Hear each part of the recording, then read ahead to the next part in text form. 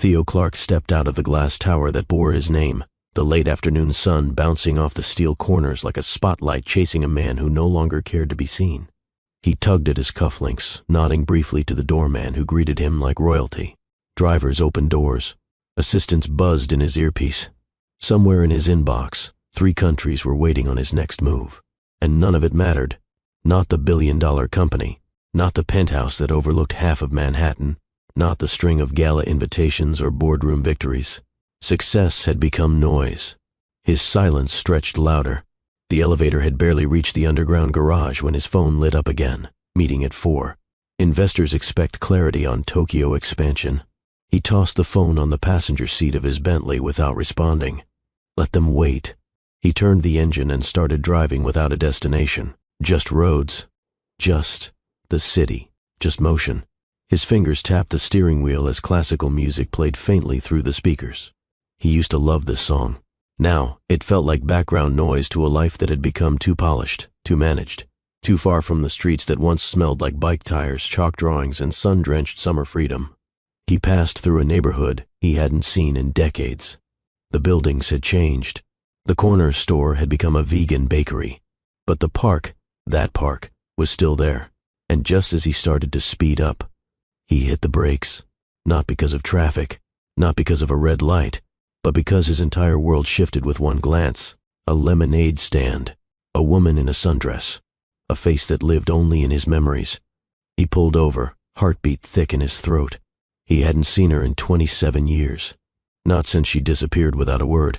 Not since her parents moved out of state overnight and took her name, her laughter, her everything with them. But there she was, Amira. Theo didn't realize he'd parked until the door shut behind him.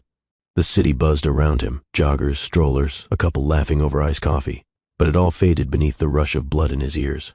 His shoes crunched the gravel path as he walked slowly toward the corner of the park, each step heavier than the last. She hadn't seen him yet. Amira stood behind a folding table, her curls tied back in a red scarf, pouring lemonade from a plastic pitcher into paper cups. The sunlight caught the gold hoop earrings brushing her jaw, the kind she used to wear as a girl, the kind he once teased her about when they were 12 and inseparable.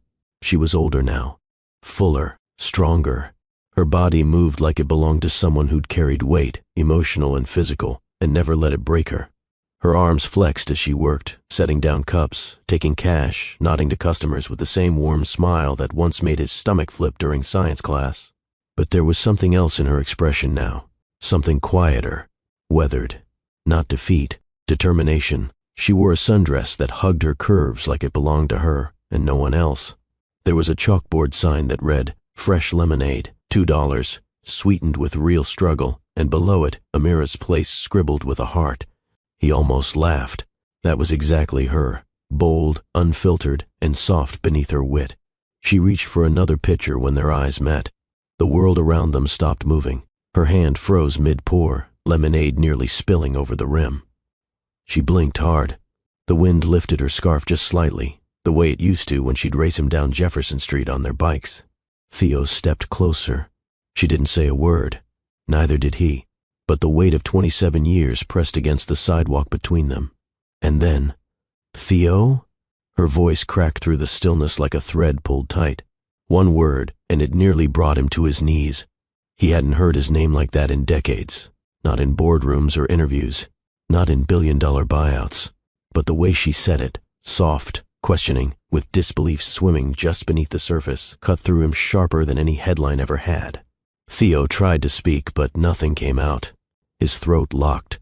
His heart thudded against his ribs, loud and erratic. It was like standing in a memory he hadn't dared to believe he'd ever relive. And suddenly, he was no longer the CEO with a private elevator. He was just the boy who once scraped his knees chasing her through alleyways, shouting her name like it was a promise. She stepped from behind the table slowly, her fingers still sticky with sugar and lemon. Her eyes, those rich almond-shaped eyes, scanned his face like she didn't trust what they were seeing. "You remember," he finally said, voice low, steadying himself. "I could never forget," she whispered. The word struck deeper than she could have known, because for years he thought maybe she had forgotten. That time and distance had dulled whatever fire had burned between them as kids.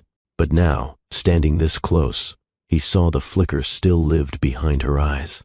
They stood there, silence thick between them. People passed by, but Theo couldn't hear them. Couldn't see anything else but her. The same laugh lines, now deeper. The same eyes, now layered with life. The same woman, but more. He wanted to reach out, to touch her shoulder, to confirm she was real. But something in her posture stopped him. Not fear, not rejection. Caution. She crossed her arms, her lips pressing into a line. "What are you doing here, Theo?" He almost laughed. "I could ask you the same. I live here now," she replied, eyes narrowing slightly. "I run that cafe behind me." He turned his head slightly. That's when he noticed it. Amira's place written above the little corner shop. Windows fogged from kitchen heat. A chalkboard menu listing lemon tarts, cinnamon rolls, and soup of the day. "You own that?" he asked. She nodded. "Built it from scratch, just like you did with your empire, right?" That word, empire, it landed differently now. Before he could answer, movement in the cafe doorway caught his eye. A little boy stood there, barefoot on the worn wooden threshold. He wore a t-shirt 2 sizes too big, with a lemon printed on the front and denim shorts clinging to skinny legs. His hair curled tight against his scalp, coils Theo could have sworn he'd seen before, and his skin was a warm bronze that told a story all its own. But it was the eyes, those eyes. Theo felt the air abandon his lungs. Wide, golden brown, intense, like his own reflection staring back at him, only smaller and with a boyish innocence that hadn't yet been touched by the weight of expectations. The child clutched a red toy car, wheels spinning between small fingers as he looked curiously between his mother and the stranger standing a few feet away. He didn't seem scared, just watchful. Theo's mouth parted, but no words formed. His heart thudded once, then again, harder, louder, as realization slid in like ice water down his spine. Amira turned slowly, noticing his gaze. Her shoulders stiffened. "His name is Quentin," she said before he could ask. Theo's lips trembled around the question. "Is he?" She didn't answer right away, just looked at her son, then back at Theo, with a resignation that held both apology and defiance. "Yes," she said softly. "He's yours." Time fractured around him. He couldn't speak, couldn't breathe, couldn't think. All the years that had passed, every boardroom decision, every late night alone, every champagne toast that left him hollow, suddenly meant nothing. He had a son who didn't know his name, a son who had his eyes, a son who had spent 5 years in the same city while Theo scrolled headlines and contracts, blind to the one story that should have mattered most. Theo looked at Amira again. Her chin was lifted, steady. She wasn't begging. She wasn't apologizing. She was protecting. And that, more than anything, told him she hadn't told him out of spite. She had told him because the moment demanded truth. Theo's jaw tightened. He forced himself to breathe, to speak, to anchor his voice before it cracked wide open. "You should have told me." Amira didn't flinch. "You think I didn't want to? Then why didn't you?" "Because when I found out I was pregnant, you were already long gone. I tried to look you up, but you were already at some Ivy League school, living a life so far removed from mine it might as well have been another planet." "I would have come back," he said quietly. "I would have. You were 18, headed for greatness. And I was working double shifts at a diner, trying to afford prenatal vitamins." Theo ran a hand down his face. "You didn't even give me the choice." "No, Theo. I gave myself the choice to survive. I did what I had to do, for me and for him." There was no bitterness in her tone, no raised voice, just a calm, firm resolve, the voice of a woman who'd made peace with her choices, even when they hurt. He glanced at Quentin again. The boy had gone back inside, uninterested in the drama outside. A child with no idea that the man standing across from his mother was his biological father. Theo swallowed. "Is he okay? I mean, does he have what he needs?" "He has what matters. He's loved, he's safe, he's kind, and he's smart, too smart." Theo nodded, blinking away something he didn't want her to see. "Does he know about me?" She shook her head. "I told him his father wasn't in the picture. I didn't know what to say, not until I knew if you'd even want to be." "I do." The words tumbled out before he could catch them. Her eyes flicked up to his, searching, guarded. "I'm not asking for anything," she said. "I'm not chasing some fairy tale reunion. I've worked hard to build a life that's real, one that doesn't depend on anyone showing up with a checkbook or an apology." Theo stepped back slightly, understanding the message loud and clear. She wasn't looking for rescue. She was looking for respect. And now that he was here, truly here, he had to decide if he had the strength to earn it. Theo didn't push. He didn't follow her back behind the lemonade stand. He didn't ask more questions or press for forgiveness he hadn't earned. He just turned, walked across the path, and sat on the nearest bench. From there, he watched her work.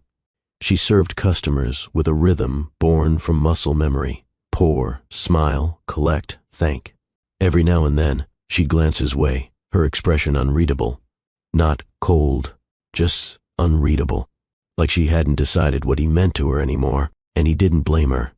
Theo leaned forward, elbows on knees, fingers laced tightly together. His pulse still hadn't settled.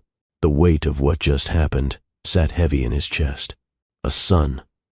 Not a theory, not a what if.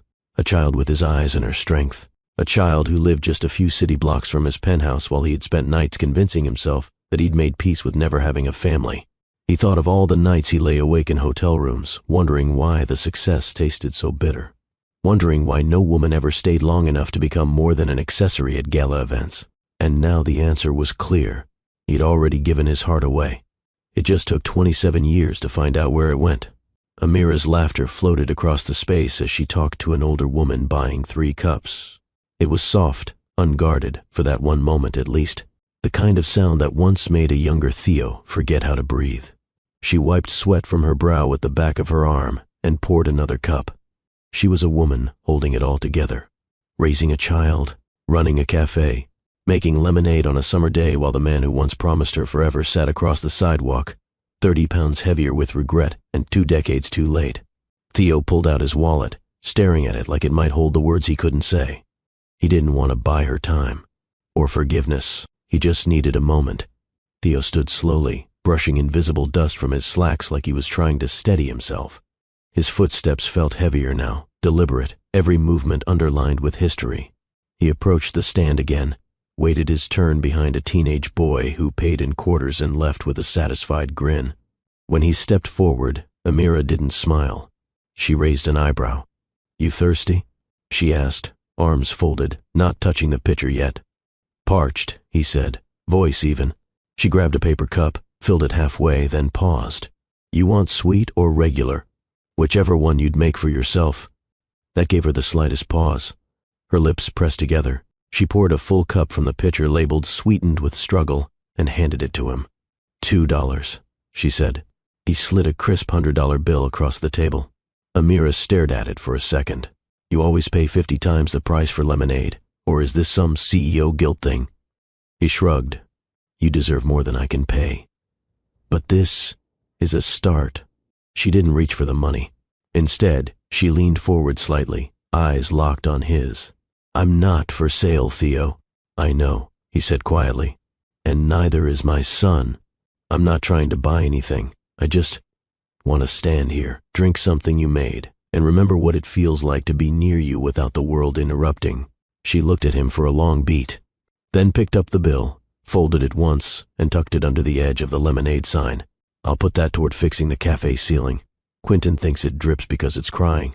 I tell him it's sweating, just like the rest of us." Theo chuckled. "Sounds like he inherited your wit." She gave a small smile, barely there, but real. Theo took a sip. It was cold, tart, bold, honest, just like her. And for a moment, the space between them didn't feel like decades. It just felt like unfinished business. The sun dipped low over the city, throwing long shadows across the sidewalks and casting Amira's cafe in a soft, golden hush. The lemonade stand was gone. The chalkboard sign now leaned against the cafe door, and the steady hum of traffic had quieted to a lazy murmur. Theo returned just after 8.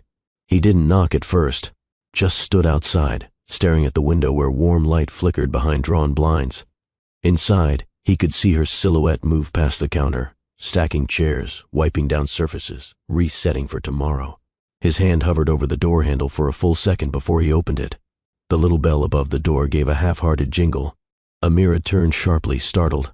She wore a long t-shirt that fell just above her knees, her hair piled on top of her head, no makeup, no earrings. Just her. Beautiful. Bare. Real. She didn't speak. Neither did he.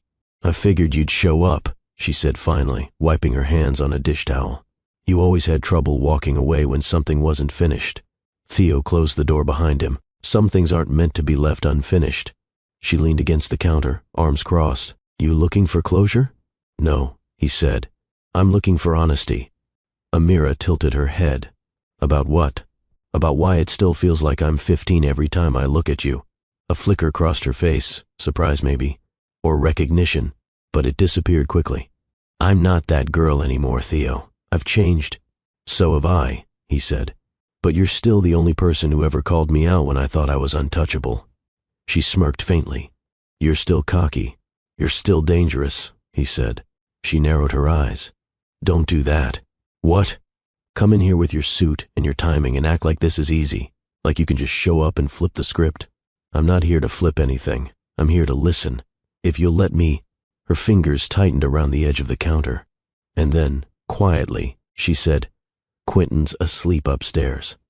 So if you're staying, keep your voice low. Theo nodded. She didn't smile, but she didn't stop him when he walked closer either. Theo took a slow seat at the counter, eyes roaming the small cafe that smelled faintly of lemon zest and vanilla. A single bulb flickered above the espresso machine. The place wasn't fancy. It was lived in. It was earned. He watched as Amira moved behind the counter, pouring 2 glasses of water without asking. No lemon, no sugar, just quiet understanding. She slid 1 glass to him and leaned on her elbows, watching him the way someone studies a storm on the horizon, not afraid, but prepared. So, she said, what now? Theo didn't have a polished answer. For once, he didn't want one. I don't know, he admitted. But I'm here. For now? He looked her square in the face. For as long as you'll let me be. She didn't nod, didn't speak, but she didn't send him away either. And sometimes, silence says more than words ever could. Hey you, watching this right now, have you ever had someone from your past suddenly reappear? Someone you thought you'd never see again? Someone who still made your heart skip even after years apart? Drop a comment below and tell us, would you let them back in? Or would you walk away to protect your peace? This story is just getting started, and it's short, straight, and full of meaning.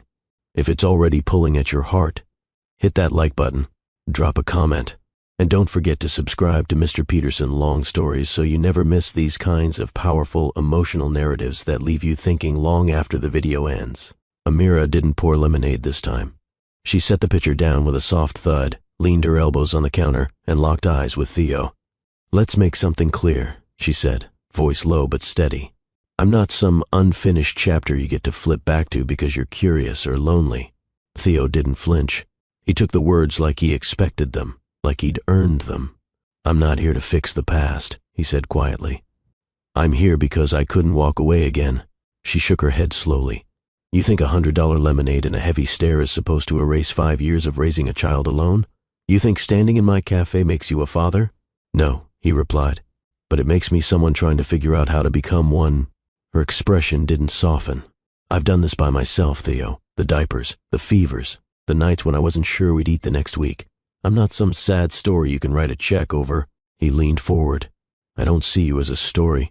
I see you as the woman I lost, and I'm not trying to buy anything, Amira, least of all your forgiveness. Her jaw clenched slightly.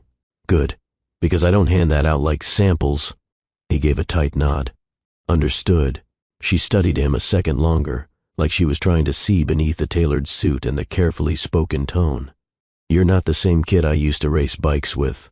No, he agreed. But that kid never forgot you. Not once. Her eyes flickered, but she stood her ground. She didn't owe him kindness. She didn't owe him warmth. Not after what life had put her through, but she still hadn't asked him to leave. Theo set his glass down and rested his palms flat on the counter. I looked for you, he said. Amira raised a skeptical brow. You didn't look hard enough. I was 15 when you disappeared. One day you were there, the next, your house was empty. No goodbyes, no letters, just gone. She folded her arms again. We moved overnight. My father lost his job. My mom got a janitorial gig in another state. No time for proper goodbyes. I tried to find you, he continued. At first through school records, then later through social media. But you never posted anything, never left a trail. She smirked bitterly. I wasn't hiding. I just didn't have time for hashtags and filters when I was working 2 shifts and raising a toddler. Theo looked away for a second, swallowing his frustration. In college, I searched under your name, even hired a PI in my early 20s. But he came back with nothing. You were a ghost. Funny, she murmured. I've been very much alive. His jaw tightened. That's not what I meant. She sighed. Theo, you're used to getting what you want. I'm sure the search didn't feel urgent after a while. He met her eyes. It never stopped feeling urgent. I just got tired of dead ends. For the first time, her posture wavered. The fire in her eyes dimmed just slightly. You really looked for me? I thought maybe your parents sent you to live with an aunt, or maybe you moved across the country. Every time I made it to a new city for business, I found myself scanning crowds, checking coffee shop name tags. I didn't even know what I was hoping for. She didn't speak, just stared at the counter between them. I wasn't avoiding you, he said gently. But after a while, I convinced myself you were gone for good, that maybe you forgot. I never forgot, she whispered, more to herself than to him. For a long moment, neither of them said anything. The low hum of the refrigerator filled the silence, mingling with the soft creak of wood as Amira shifted her weight and leaned back against the counter. Theo watched her closely, not the way a man stares at a woman, but the way someone stares at a chapter they never finished reading. You remember Jefferson Street? He asked finally, voice low. Her mouth twitched. Where you crashed your bike into the mailbox? He chuckled. I still have the scar. I told you not to race me downhill. You said, bet you can't beat me to the corner. You didn't have to take it so literally. I always took you literally, Amira. That was the problem. She smiled, reluctant but real. You were such a mess, skinny, loud, couldn't even hold a pencil right. Your mom said I had nervous hands. My mom liked you. She didn't like many people. She liked how you used to sneak me extra snacks from your lunchbox. Cheese crackers and those cinnamon sticks. Because you never brought anything but peanut butter sandwiches and attitude. She laughed softly. Still allergic to strawberries? Still pretending not to be, depending on the crowd. Amira reached for the water pitcher, poured herself a glass, and leaned against the sink. The tension between them didn't disappear. It shifted, softened, became something closer to recognition. You used to say you were going to marry me one day, she said suddenly. I was serious. I was 12. I was still serious. She took a sip, eyes never leaving his. He didn't look away either. The space between them had changed. No longer sharp, no longer full of accusations. Now it was full of history. And maybe, just maybe, a little possibility. Theo stood from the stool and walked toward the window. He looked out onto the quiet street, watching the last of the daylight fade behind the buildings. His voice came low, measured, but without the polished tone he used in interviews or investor calls. I've got everything, he began. The company, the cars, the ridiculous views from every floor of my penthouse. People call me a success. He paused, turned back toward her. But I built the wrong life, Amira. She didn't interrupt, didn't roll her eyes or challenge the statement. She just listened. I used to think climbing meant winning, that building something big meant I was doing it right. But every time I hit a new milestone, it felt emptier, louder but lonelier, and I couldn't figure out why. Theo stepped closer, until I saw you again. Her arms folded, but she didn't move away. He continued, You grounded me before I knew I needed grounding. You made me laugh without trying. You made me feel, back then, like I could be myself without impressing anyone. You were a good kid, she said softly. I was better around you, he said. That's the part I didn't understand until now. Her brows drew together, but her gaze didn't waver. You're not saying this because you saw your reflection in a little boy's eyes, are you? No. His voice was steady. I'm saying it because when I looked into yours, I remembered what home used to feel like. That hit her differently. She lowered her arms, tucked a stray curl behind her ear. Then, quietly, she asked, And what do you want now? He answered without hesitation, a chance to get it right. She held his stare, long and hard. No promises, no softening, but she didn't say no. Amira moved past him toward the small kitchen behind the counter. She grabbed a towel, wiped off a stack of plates, and didn't say a word for nearly a full minute. Theo stayed where he was, unsure if he was being dismissed or silently invited deeper. Eventually, she nodded toward the stool across from hers. Sit, if you're not in a rush. He sat, It wasn't a warm invitation. It wasn't a welcome home. It was space. Space he hadn't earned, but she was willing to let him occupy. She poured herself another glass of water and rested her elbows on the counter. This isn't some romantic movie, Theo. You don't walk in and undo years of silence with sweet words and deep stares. I know, he said simply. You don't get to claim a seat at my table because you decided now's the right time. I'm not claiming anything, he said. I'm asking. She nodded once. Good. She glanced around the cafe, the soft light illuminating the scratches on the wood, the slightly chipped paint on the far wall, the photos of Quentin taped near the espresso machine. I built this place with tips and burnt fingers, she said. Cried in that corner 3 different times trying to figure out how to pay rent. Slept here once when the lights were off in my apartment. Theo didn't interrupt. I tell you that so you understand what you're sitting in. This isn't just a cafe. It's my life. He nodded. Then I'll treat it like one. A beat passed. She reached behind her, grabbed a second glass and poured him a fresh cup of lemonade. No garnish, no ice. Just poured and slid across the counter. You're here, she said. That's enough for tonight. It wasn't forgiveness. It wasn't trust. But it was a beginning. Theo took the glass without speaking, letting the cool weight settle in his hand before lifting it to his lips. The lemonade was tangy, sharper than he remembered. Less sugar, more citrus. It stung slightly on the way down, but it was real. Unapologetic. Just like her. Amira sipped from her own cup, eyes scanning the room like she was checking for invisible cracks. You made this yourself? He asked. She nodded. Always do. Still squeezed the lemons by hand. You could automate. I could, she said. But the flavor changes when you stop touching it. He looked at her for a long second. That's not just about lemonade, is it? She smirked, faint but clear. Now you're catching on. The quiet stretched between them again, comfortable this time. Theo leaned back slightly, one arm resting on the back of his chair.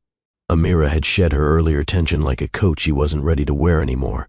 He glanced at the photo wall behind her. There were snapshots of Quentin, some with smudged fingerprints on the edges. Birthday cake, finger paints, snow days. A full childhood playing out in small, taped-up squares. You've done a good job with him, Theo said. Her eyes flicked to the photos, then back to him. I did what I had to do. I know it's late, but I want to know him. Her jaw tensed. One step at a time. He nodded. Fair. Their hands rested inches apart on the counter. She didn't move hers. Neither did he. I used to think about this, he said. Us, sitting somewhere like this, you pouring lemonade, me trying not to mess it up. You're doing a mediocre job, she replied, fighting a smile. I'll take that. A flicker passed between them, quick and warm. And for the first time all night, she didn't look like she was waiting for him to leave. She looked like she remembered too. The clock above the doorway ticked softly. Amira stood, stretching slightly as she reached for a clean rag and began wiping down the counter in slow, absent strokes. Theo watched the curve of her back, the line of her jaw, the way her body moved with quiet ownership of this space. He rose from his seat, walking around the edge of the counter, not too close, just enough to see her profile more clearly under the glow of the hanging bulb above. Do you remember the last thing I said to you? He asked. She paused, rag in hand. You told me you'd beat me in the next race. I lied. She turned her head slightly. No. You believed it. He smiled.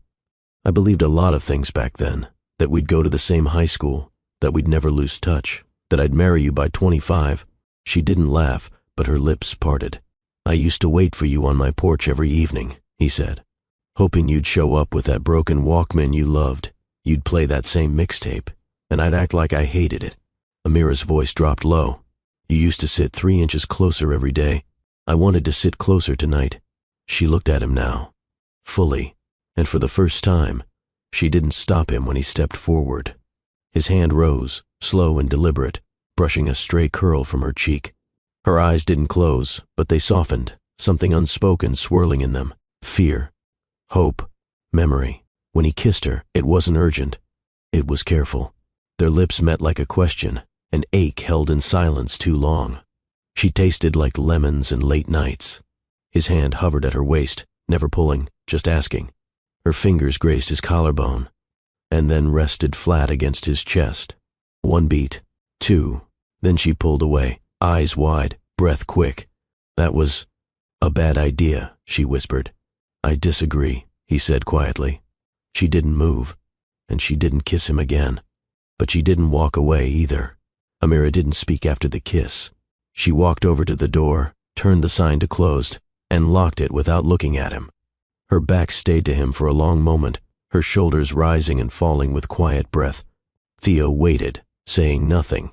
When she finally turned, her voice was calm, but not cold. You should go. It's late. He nodded. I understand. He stepped toward the door, stopping just beside her. She didn't look up. Thank you, he said, for not throwing me out the second you saw me. You're not a stranger, she said. No, he agreed, but I'm not family either. She hesitated, then opened the door for him. The city air hit him like a second reality. The night had cooled. Somewhere down the street, a train passed, its distant horn dragging through the quiet like a memory that wouldn't fade. Theo stepped out onto the sidewalk but turned back once more. If you ever want help with the ceiling, or just company, he said, you know where to find me. She didn't smile, but she didn't shut the door either. She stood there, watching as he walked away, her arms folded tight across her chest, heart beating loud behind a face she'd taught herself to keep still. Let's be real. If someone from your past showed up after years of silence, carrying both regret and sincerity, would you let them in? Drop a comment below and tell us, would you open the door like Amira did? Or would you close it and protect your peace? The cafe lights had been dimmed. The streets outside quieted to a hush, broken only by the soft hum of a distant engine or the faint scrape of wind against the windows. Theo stood just inside the doorway. Amira hadn't moved far from where she locked the door behind him. Neither of them said a word. Something in the air shifted, less tension, more gravity. They weren't looking for closure anymore. They weren't trying to solve the past. They were feeling it, living it. Her breath hitched the second he stepped forward. He didn't touch her at first, just stood in front of her, close enough that she could feel the heat of his body against hers. When he finally raised his hand, it went to her cheek. Slow, gentle, as if asking her permission with each inch of movement. She didn't stop him. Theo's fingers traced the side of her face, the curve of her jaw, down to her collarbone. Her skin responded, goosebumps rising, breath deepening. When he kissed her this time, it wasn't hesitant. It was heat. It was all the years they'd missed. All the things left unsaid. All the longing stored like kindling waiting for a spark. Amira's hands reached for his tie, yanked it loose with more force than necessary, her fingers finding the buttons of his shirt before he could say her name again. They moved together, urgently, messily, honestly. He lifted her up onto the counter like he already knew where she fit, like her body had always belonged there, waiting for this exact moment. Her dress bunched around her thighs. His lips moved down her neck. She gasped, then exhaled his name so softly it nearly broke him. Their bodies collided with a hunger that had nothing to do with lust and everything to do with recognition. She wasn't something to conquer. He wasn't someone to fix her. They were just two people who had been broken, finding rhythm in each other's cracks. And on that counter, beneath the low hum of a flickering bulb, the past didn't disappear. It was rewritten, one kiss, one touch, one breath at a time. Their bodies slowed before their breathing did. Theo's forehead rested gently against Amira's as they sat tangled on the counter. Skin flushed, clothes halfway abandoned, limbs still trembling from the storm that had just passed. But there was no rush now. Just the weight of silence settling over them like a blanket too familiar to be questioned. Her fingers slid down the side of his arm, pausing at a faded scar near his shoulder. Still have it, she murmured. He glanced down. Jefferson Street mailbox. I told you not to swerve last minute. You told me to stop showing off. She smiled. It faded quickly. Then, softly, why now? Theo raised his head slightly. Because seeing you again reminded me what I lost, what I gave up chasing something I thought mattered more. Her gaze lowered. And if I hadn't been behind that stand, if you hadn't driven by, I don't know, he said. Maybe I'd still be walking around convinced I was happy. Maybe I'd keep thinking I had time to figure it all out. He lifted her hand and pressed it to his chest. But this, it stopped time. She pulled her hand back, carefully. Don't say things you don't mean. I've never meant anything more. She looked at him, lips slightly parted. You disappeared from my life once, she said.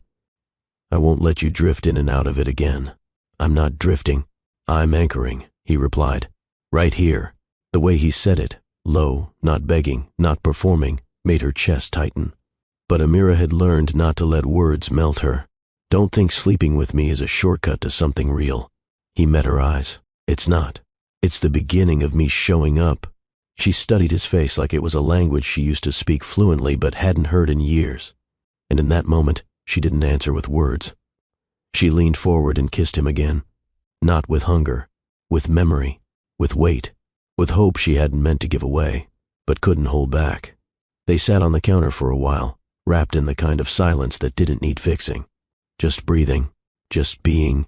Eventually, Amira reached for the hem of her dress, pulling it back down over her legs. She hopped off the counter and walked barefoot to the tiny fridge behind the counter. She grabbed 2 bottles of water, handed one to Theo, and leaned back against the sink. "I didn't plan any of this," she said, unscrewing the cap.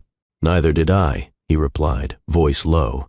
She took a sip, then stared at the floor as she spoke. "When I found out I was pregnant, I was 19, working at a gas station in Indiana. No family around, no money, just me. And the sound of a test result that changed everything." Theo said nothing, just listened. "I didn't cry, not right away. I just kept staring at that little line. I remember thinking, well, okay, guess this is the next chapter. Like I was reading someone else's life." She paused. Her voice didn't shake, but there was an ache buried under her words. "I moved back here a year later. It was the only place that ever felt like mine. Got a job waiting tables at a diner. Worked nights, then weekends at a laundromat. Saved every tip until I could rent that cafe space." Her eyes lifted to meet his. "I started with 2 recipes, lemonade and cinnamon rolls. Quentin used to sleep in a carrier behind the register. Customers thought it was cute. They didn't know I was surviving off the leftovers." Theo's jaw clenched. "You did all that on your own?" "I had no choice," she said. "No rich parents, no college degree, just stubbornness and fear." "You didn't just survive," he said. "You built something." She looked away. "It's not much. It's everything," he replied. She didn't argue, because deep down, she knew he was right. Theo leaned back, one hand bracing the edge of the counter as his chest rose and fell slowly. "You want to hear the other side?" he asked. Amira folded her arms and nodded. "I got into Dartmouth on a scholarship I didn't even apply for. My father submitted everything behind my back, said, 'You're not wasting your potential chasing girls and summer jobs.'" She tilted her head.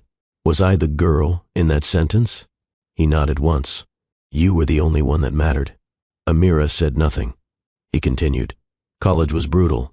I wasn't the rich kid, I was the smart one with a chip on his shoulder. I wore suits to class because I thought if I looked the part, I'd be accepted. I faked my way through everything, friendships, internships, even relationships. I didn't have time to feel anything." Theo's voice dipped, more gravel than polish now.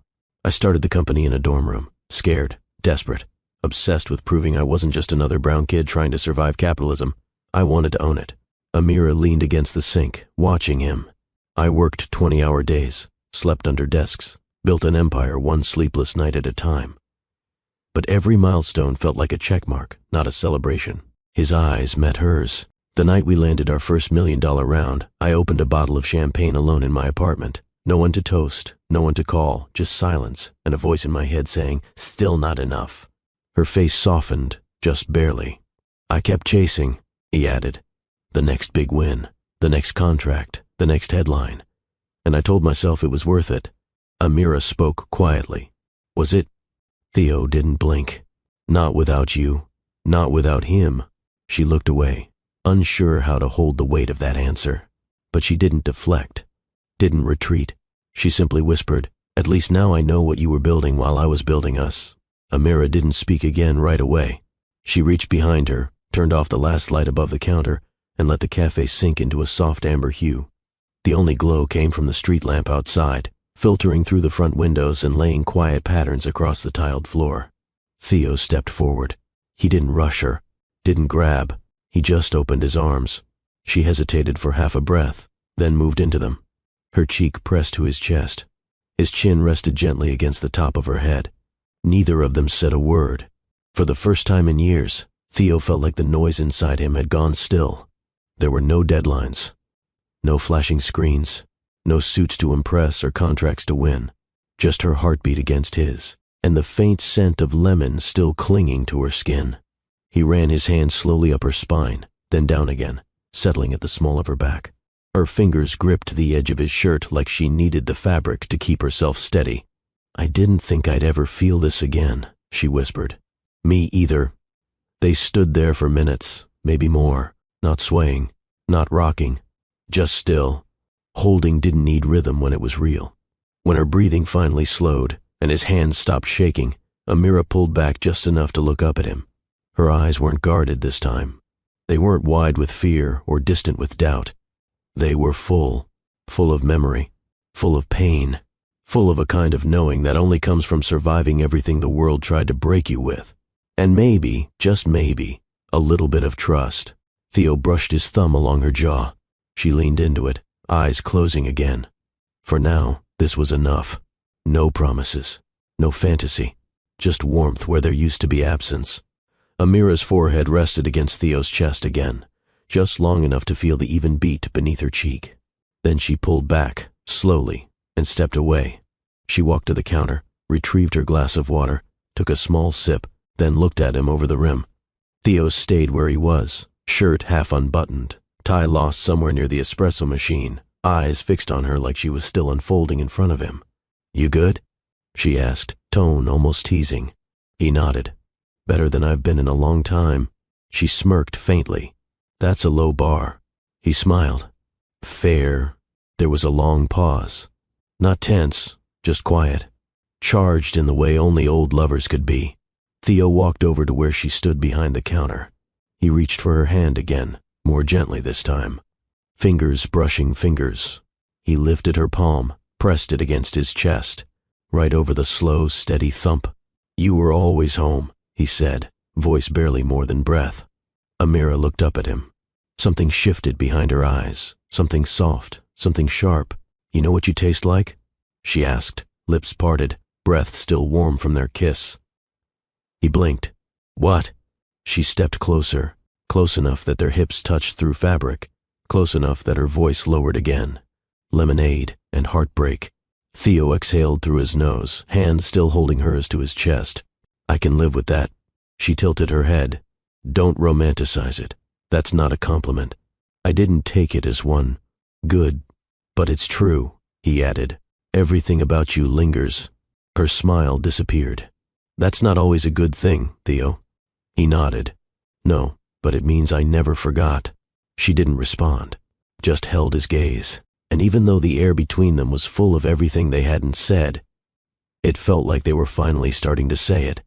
Theo woke up with sunlight brushing against his face, and the scent of lemon still clinging faintly to his skin. He hadn't slept well, not because of regret, but because his mind wouldn't stop replaying her breath against his neck, her voice in the dark, her hesitation when he touched her. He sat up on the couch in his penthouse, bare chest exposed to the breeze coming through the open window. The city buzzed below, traffic, horns, early ambition. He reached for his phone, 17 notifications. None of them mattered, until he saw one.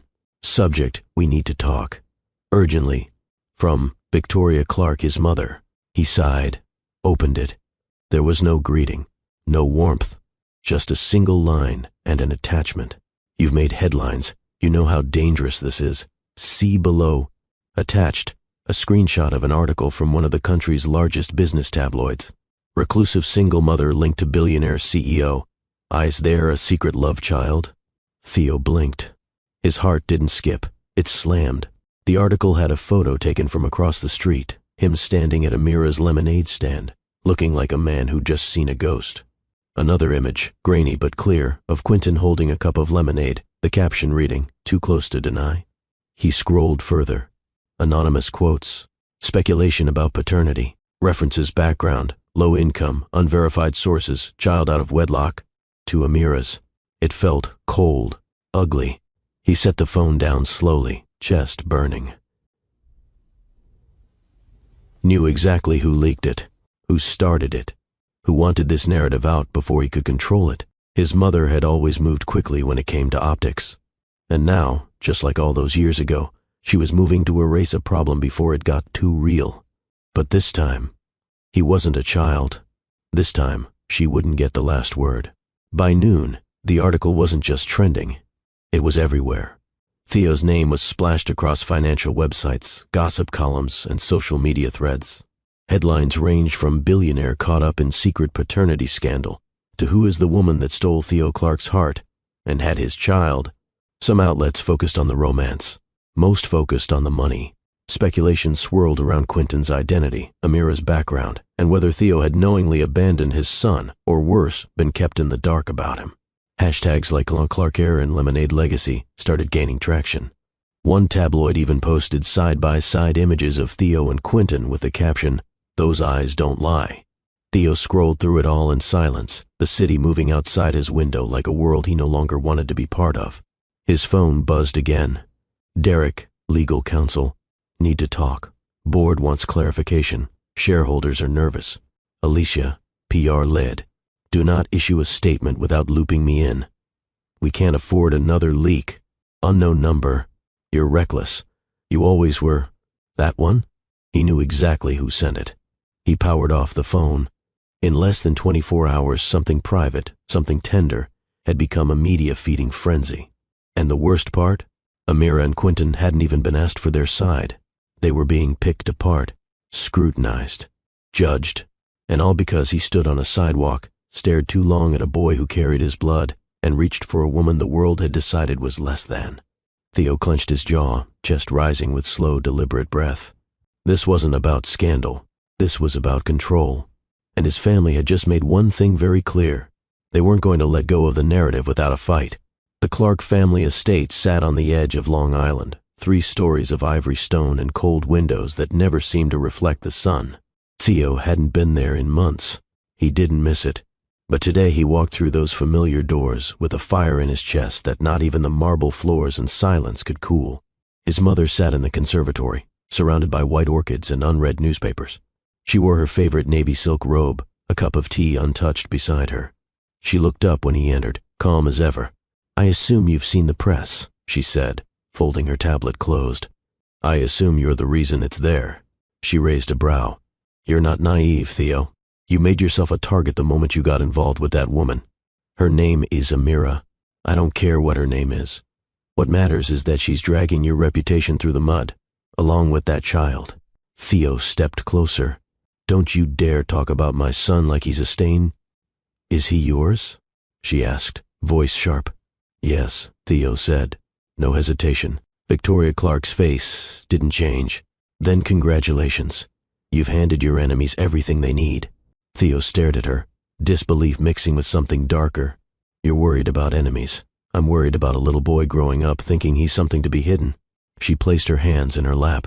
"You were groomed for legacy. We protected you from distractions, from liabilities." "You didn't protect me," Theo snapped. "You erased her." His mother stood, slow and graceful. "We made decisions you weren't ready to make. You made decisions for me," he said. "And now you're still trying to—" Victoria took a step toward him. "Theo, if you stay with her, you'll lose everything we built." He blinked. "Good," he said. "Then I'll build something better." The air between them thickened. Theo's voice dropped, quieter but no less firm. "Tell me the truth. All of it." Victoria didn't blink. About what? About why she vanished. Why her family left overnight. Why I spent years thinking it was just bad timing. Her posture straightened. "Because we made sure you wouldn't chase after her." Theo's eyes narrowed. "You forced them out." "We made them an offer," she said flatly. "Relocation, paid expenses, fresh start somewhere far enough that you'd forget her face by the time college came." His throat burned. They were struggling. Her mother was cleaning office floors. Her father was in and out of jobs. It wasn't hard to convince them that leaving was the best option. "You paid them off," he said, disgust curling around every word. "They accepted it." Theo stepped back, stunned. All this time, he thought fate had pulled them apart. But it wasn't fate. It was design. "Why?" he asked, voice raw. "She wasn't some threat. She was 12. I was 15. She wasn't our kind," Victoria said coldly. "She wasn't educated. Her parents didn't own anything. She was cute. She was charming. But she didn't belong in our future." He laughed bitterly. "So you had her erased?" We protected you."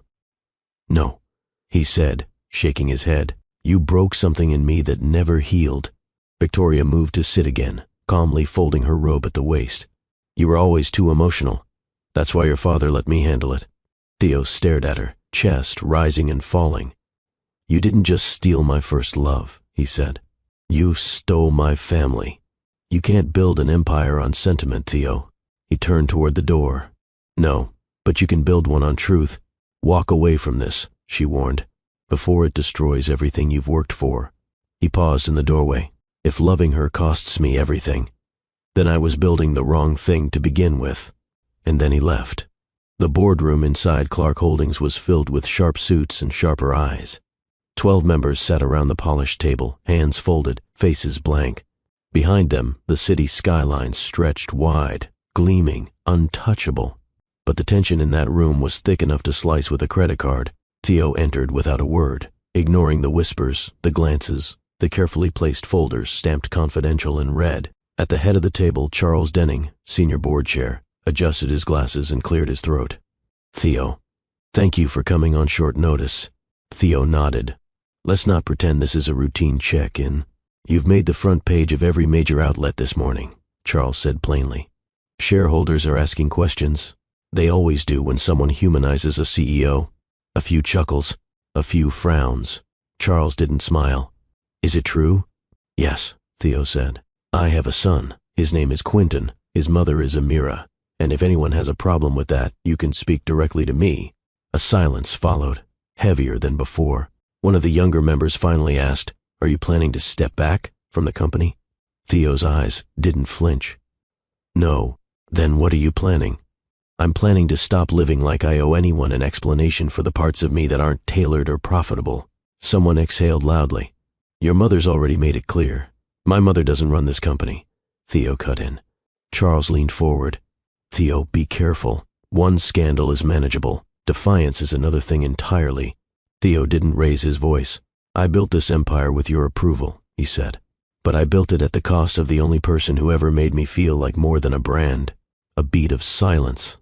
And I won't keep building if I have to pretend I'm ashamed of my own blood." He stood.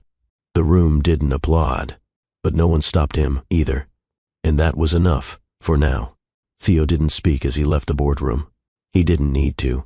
The silence that followed him out of that high-rise building said more than any resolution or vote ever could. Outside, the air hit different.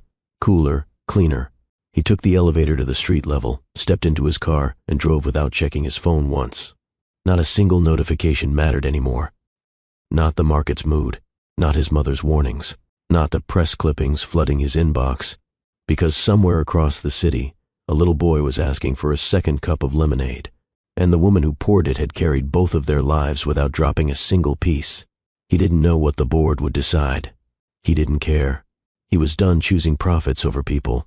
Done letting legacy be written by people who never earned the right to shape his story. Done pretending love was a liability. Let's talk about it. If you were in Theo's shoes, millions at stake, shareholders breathing down your neck, family legacy on the line, would you walk away from it all for the one person who made you feel alive? Drop your thoughts in the comments. We're listening.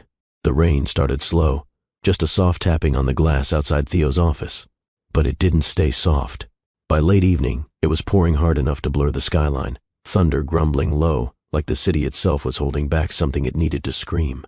Theo stared out the window, tie loosened, sleeves rolled up, phone dark on his desk. The board hadn't followed up. His mother hadn't texted.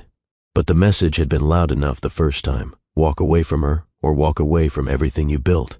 He had choices. On paper, it was simple. Protect the company, protect his image, stay in line. But none of those options felt like choices anymore. He could still see her face that morning, half covered in sleep, her voice scratchy from dreaming. Quentin's tiny footsteps upstairs, the faint scent of cinnamon from her cafe kitchen still clinging to his clothes. It was real, tangible, and if he lost it again, it would be by his own silence. Still, he didn't tell her. He didn't call, didn't send a warning about the press, didn't mention the board's conversation or his mother's veiled threats. Because something in him knew, if he did, she might pull away. Not out of fear, out of principle. And he couldn't stomach that. Not tonight. Not when the only thing grounding him was the memory of her hand in his, her eyes looking at him like he was still that boy from the porch. He grabbed his coat, barely noticing the downpour as he stepped into the storm. His car waited downstairs, but he didn't use it. He walked, through the rain, through the wind, through the decision he'd already made but hadn't spoken aloud. He didn't need an umbrella. He needed her. Amira was closing up when she heard the knock. The storm outside was merciless, wind slapping against the windows, thunder growling low and steady, the kind of rain that soaked through to the bone in seconds. She paused with her hand on the light switch, unsure she heard right. Then came another knock, louder this time. Insistent, she opened the door just enough to peek through. Theo stood there, soaked, shirt clinging to his frame, hair dripping, eyes locked on hers like they were the only dry thing in his world. She didn't move at first, just stared. He didn't speak, didn't beg. He just stood in the storm, silent and waiting. She opened the door wider, enough for him to step inside. Water pooled beneath his shoes. The thunder outside cracked like a warning, but neither of them flinched. "You walked here?"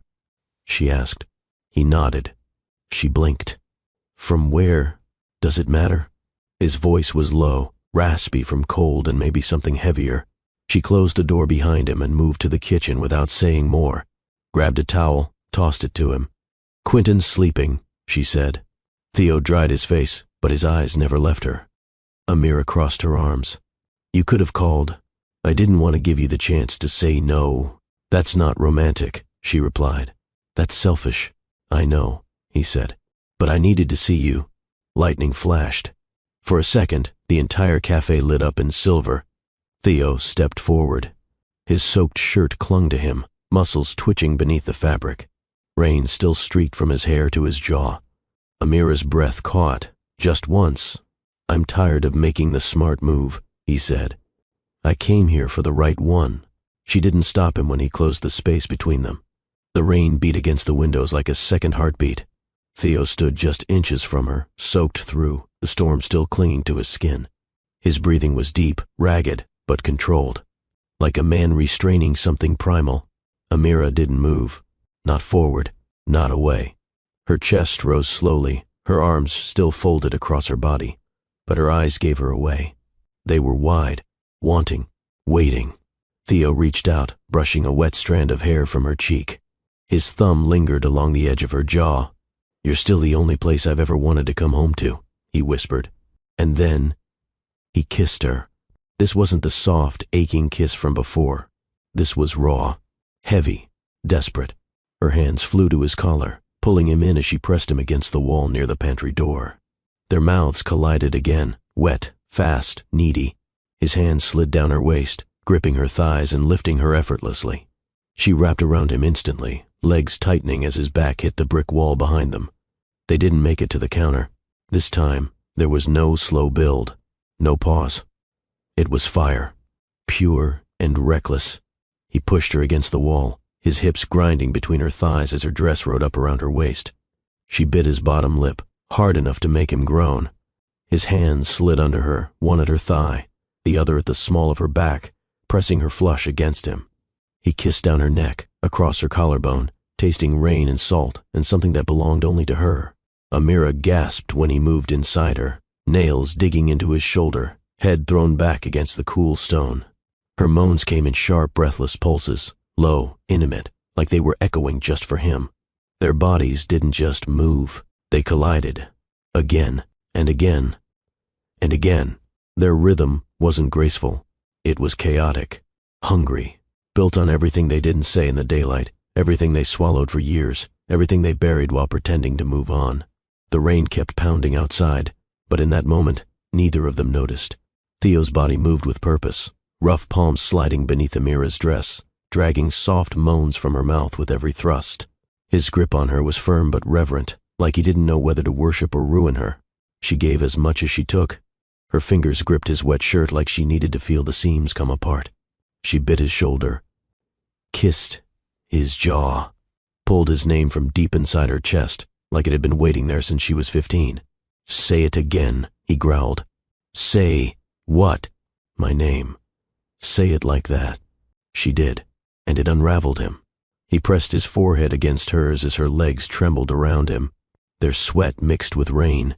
Her dress was hiked up. His pants hung half open, and yet, in that wild tangle of heat and brick and thunder, there was nothing careless about it. It wasn't about the act. It was about the release of years, of silence, of all the moments they lost to someone else's decisions. When she came undone, she clung to him like she was trying to hold her own body together. Her moans turned into gasps, her gasps into quiet, broken cries. Theo followed her over the edge, jaw clenched, groaning into her shoulder as his body gave in. When it was over, they didn't speak. He held her, tight, breath shallow, eyes shut. Her head rested in the crook of his neck, and the storm outside, still crashing through the streets, suddenly sounded like peace. They slid to the floor together, tangled in silence in each other. The storm still whispered against the windows, but inside the cafe, it was warm, quiet in a way that didn't ask questions or demand explanations. Amira rested between Theo's legs, her back against his chest, her dress clinging in damp folds. He wrapped his arms around her, chin tucked near her temple. No one moved. No one rushed. The adrenaline faded, replaced by something softer. She turned her head just enough to see his face, eyes half-lidded but alert. "I meant to tell you to go home tonight," she murmured.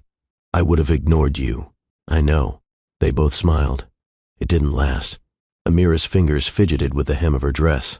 She didn't look at him when she asked it. "If they made you choose," she said, voice low but clear, "between me and everything else, the company, your name, your legacy, would you?" Theo's heart kicked once, hard. He didn't answer right away. She finally looked back at him. "I'm not asking because I want some dramatic gesture," she said. "I just need to know if this, whatever this is, has room to grow, or if I'm just something you needed to feel for one more night." Theo's eyes locked on hers. "There's no one night anything between us," he said. "Not now. Not after this." She blinked. "That's not an answer." He didn't dodge it. "I made my decision before I ever stepped into that storm," he said. "I walked here, Amira, through everything. Not for a kiss, not for a night, for you." She searched his face for cracks. Found none. "Then say it," she whispered. Out loud. He leaned in, breath warm against her cheek. "I already did." The words didn't echo. They landed, heavy, quiet, final. "I already did." Amira sat still in his arms, the storm's rhythm humming behind her like applause neither of them asked for. She didn't move away, didn't press him for more, because deep down, she already knew. But hearing it, out loud, meant everything. She exhaled softly, leaned her head back against his chest, and closed her eyes. Theo wrapped his arms tighter around her. "You should have told me," she said, voice gentle, "about the board, the pressure, the fallout." "I didn't want you to carry it," he replied. "I'm not delicate, Theo." "I know," he said. "That's why I came here instead of staying there." Amira turned in his arms to face him. "If you lose it all," he met her gaze, "then I'll finally be free to build what matters." Her lips twitched. Not quite a smile, but it was close. "You really mean that?" she asked. Theo reached up and tucked a curl behind her ear. "Amira, I've had everything they said would make me a man. Power, wealth, influence. But none of it held me at night. None of it poured lemonade with our son. None of it tasted like your kiss." She blinked, swallowing hard. "I don't care if I have to walk away from every title I've ever held," he said. "You and Quentin are the only legacy that matters to me now." This time, her smile came through. Small, soft, real. She cupped his face. "You still talk like the kid who promised me a treehouse and a lemonade stand. Guess I still owe you the treehouse." She leaned in, pressing her lips to his once more. No rush, no fire. Just promise. "I don't need a treehouse anymore," she whispered. Theo pulled her closer. "Then I'll build you a kingdom." And for the first time in a long time, neither of them felt like they were waiting for the other shoe to drop. They'd already lived the storm. Now they were choosing each other, on purpose. The morning after the storm, the city had calmed. The rain was gone, but the streets were still wet, mirroring the quiet tension hanging in the air. Amira opened the cafe early, hair pulled into a loose bun, apron tied at the waist, Quentin still upstairs finishing his cereal. She moved through the routine without needing to think. Prep the dough, start the espresso machine, refill the sugar jars. The bell over the door jingled just after 9. She didn't look up at first. "Give me a second," she called, still focused on aligning a row of fresh croissants. "Take all the time you need," a smooth voice replied. That voice made her stop. She turned. A tall man in a tailored charcoal suit stood just inside the door, black leather gloves in one hand, a briefcase in the other. He looked like Theo, but not.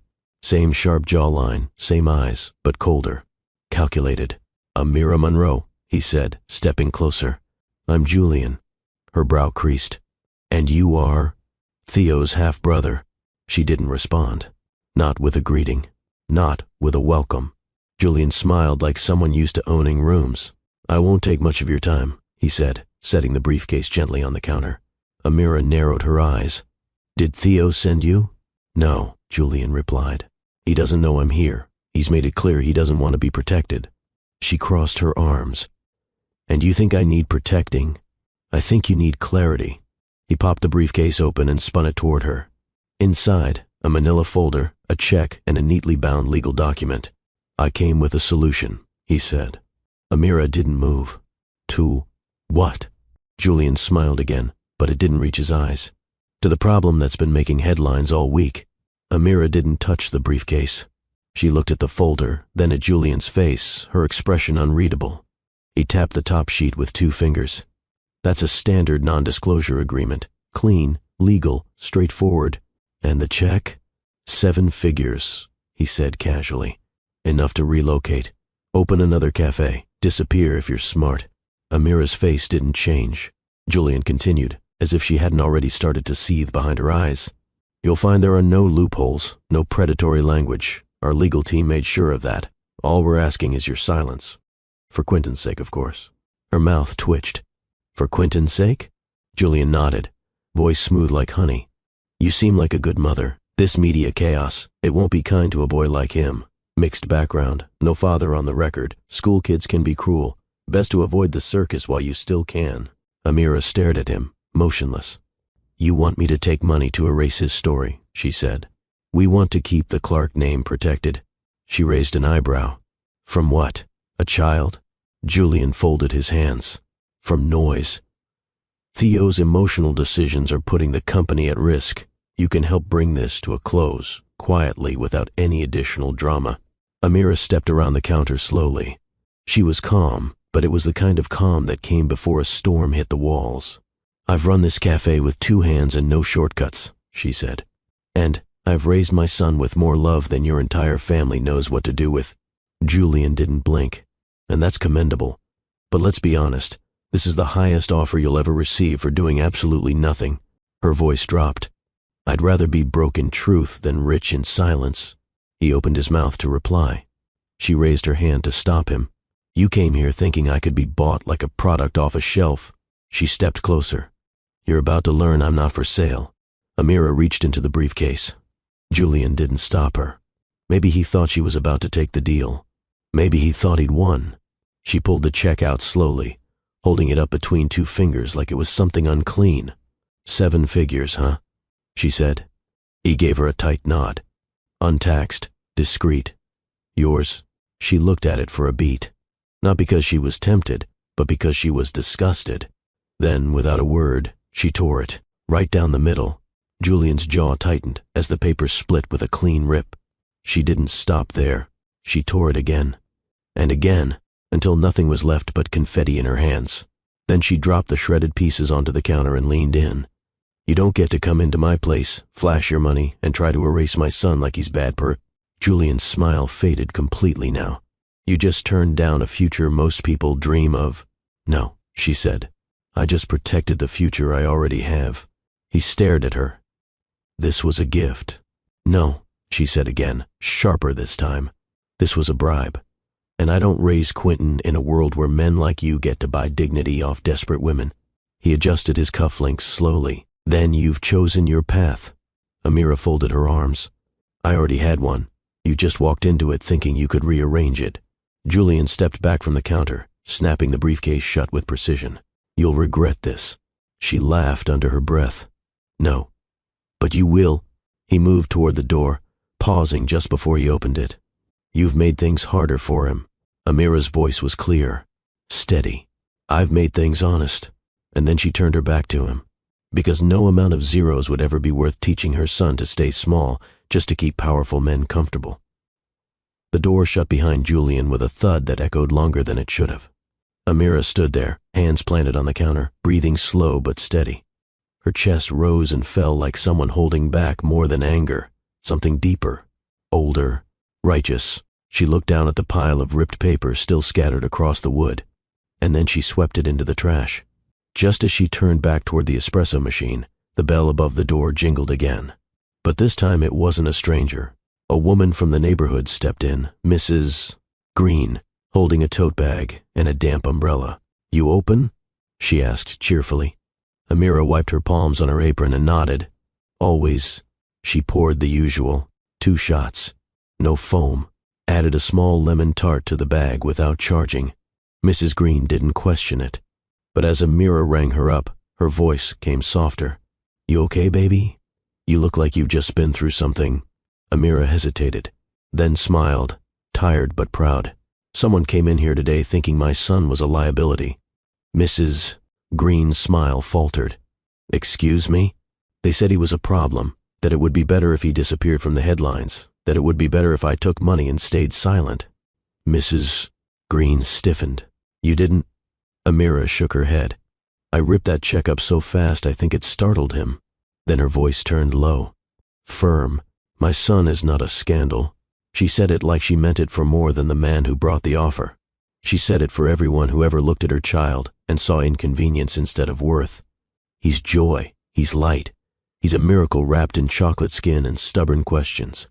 And anyone who has a problem with him can choke on their entitlement. Mrs. Green blinked, then laughed. "You're a good mama," she said. "I'm his mama," Amira replied. "And that's my greatest title." Just as Mrs. Green walked out with her coffee and a knowing smile, the soft thump of little feet echoed down the stairs. Amira turned, wiping her hands as Quentin appeared in the doorway, still in his pajamas, hair slightly wild from sleep. He rubbed one eye with his fist.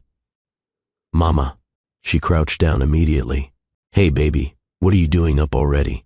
He looked around the cafe, spotting the torn paper in the trash and the half-empty coffee mug on the counter. "There was a man," he said.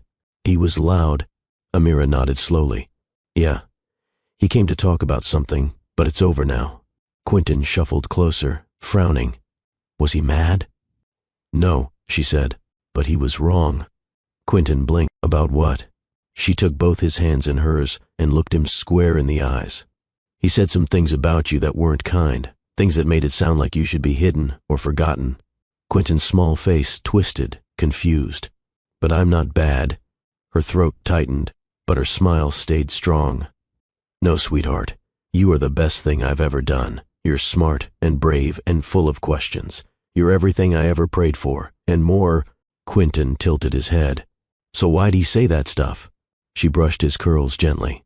"Because some people don't understand that love doesn't follow rules they made up, and when they see something they can't control, they try to make it disappear." He frowned. "You didn't let him?" "Never," she said, pulling him into a tight hug. "No one takes you from me. No one writes our story for us. Got it?" He nodded against her shoulder, arms wrapping around her. They stayed like that for a while, mother and son in the quiet heart of a small cafe that had already survived storms bigger than money and louder than threats. And when Amira finally stood, Quentin still holding her hand, she looked out the front window and whispered to herself, "I dare them to try again." The office was quieter than usual. It wasn't the hour. It was the atmosphere. Theo walked through the top floor of Clark Holdings with purpose, shoulders squared, jaw set, every step echoing through the hall like punctuation. His assistant stood as he passed. "The board's in the conference room, sir. They're expecting your decision." "I won't need long," he said. The doors opened, and the board turned, every face stiff with anticipation, some concerned, some annoyed, one or two relieved. Theo didn't bother sitting. He walked to the head of the table and placed a sealed envelope in front of Charles Denning. "This is my formal resignation," he said. "Effective immediately." No one spoke for a full 5 seconds. Then Charles cleared his throat. "You understand what this means, Theo? You're stepping away from a company you built from the ground up." Theo nodded. "Exactly. I built it, which means I know what it cost. Your name is on half of the patents. Your family.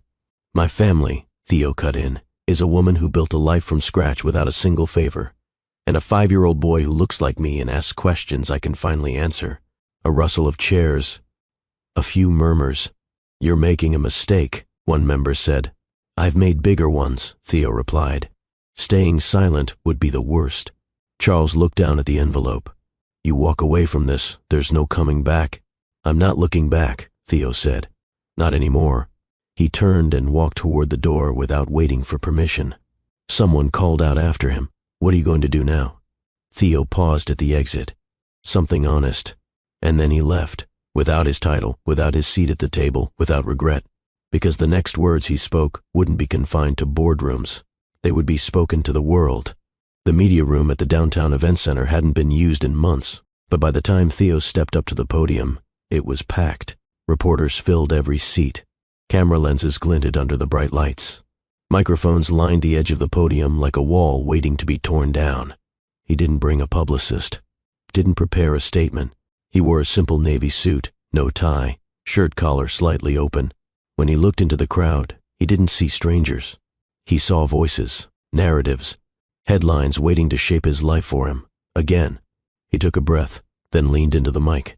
My name is Theo Clark. Until this morning, I was CEO of Clark Holdings. But today, I'm just a man who got tired of living a lie. The room hushed. I've built skyscrapers, led global teams, signed contracts worth more than most people will ever see. But I lost something in the process. He paused, scanning the room. Actually, I lost someone. Flashbulbs popped. Hands shot up. Theo ignored them. 27 years ago, the person I loved most was taken from me without warning. Her name is Amira, and 5 years ago she had my child. A collective gasp swept through the room. Yes, he said, steady. I have a son. His name is Quentin. And he's not a secret. He is my blood, my pride, my legacy. Reporters shouted questions now. Cameras snapped like thunder. Why now? Why did you resign? Is the child really yours? Theo raised a hand. I'm not here to defend myself. I'm here to own the truth, because the people who made me believe silence was protection were wrong. He leaned closer to the mic, voice unwavering. I don't care how this plays in boardrooms or dinner tables. I care how it plays in my son's eyes when he learns to read. And just like that, he flipped the narrative. Not from scandal to spin, from silence to truth. The murmurs hadn't settled when Theo stepped back up to the mic. But this time, he didn't speak like a CEO. He spoke like a man who'd waited too long to say the words that mattered. I'm not just here to talk about my son, he said. I'm here to talk about his mother. Silence gripped the room again. She's not a socialite, not from old money. She didn't go to Ivy League schools or appear on any magazine covers. She runs a small cafe near Jefferson Park. It's called Amira's Place, and she built it with her own 2 hands. He didn't read from a paper. He didn't glance at notes. He just spoke, calm, grounded, eyes clear. Her name is Amira Monroe. When we were kids, I loved her. When we were torn apart, I tried to move on. I buried myself in business, ambition, titles. He exhaled slowly, but none of it mattered without her. Some of the reporters stopped taking notes.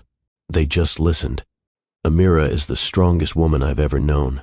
She raised Quentin on her own. No favors, no help, no headlines. She taught him joy, dignity, resilience. And when I found them again, I realized I didn't just want to claim them as part of my life. He paused, this time because emotion crept into his throat. I wanted to rebuild my life around them. A hush fell over the room. Theo cleared his throat, gripping the sides of the podium. Let this be clear. Amira Monroe is not a footnote, not a complication. And Quentin is not a scandal. They are my family. They are my future.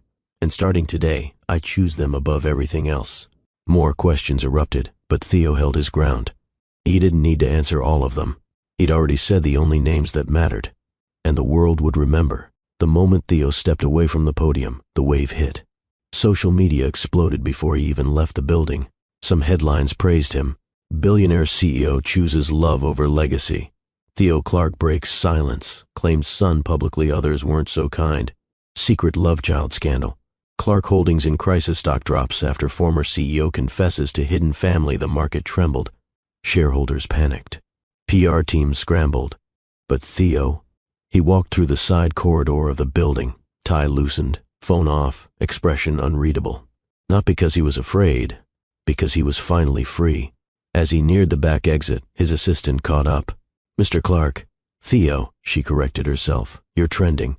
The internet's split. Half the people are calling you a hero. The other half—" "Let them," he said, voice low. "They don't get to write my ending." "But the fallout—" He turned to her. "For who? The ones who never showed up when I was drowning in profit, but starving for purpose?" She said nothing.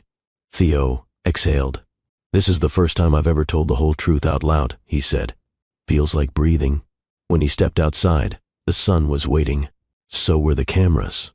And the people. A small crowd had gathered. Press, pedestrians, strangers with phones out. As soon as he emerged, applause broke through the noise. It started small.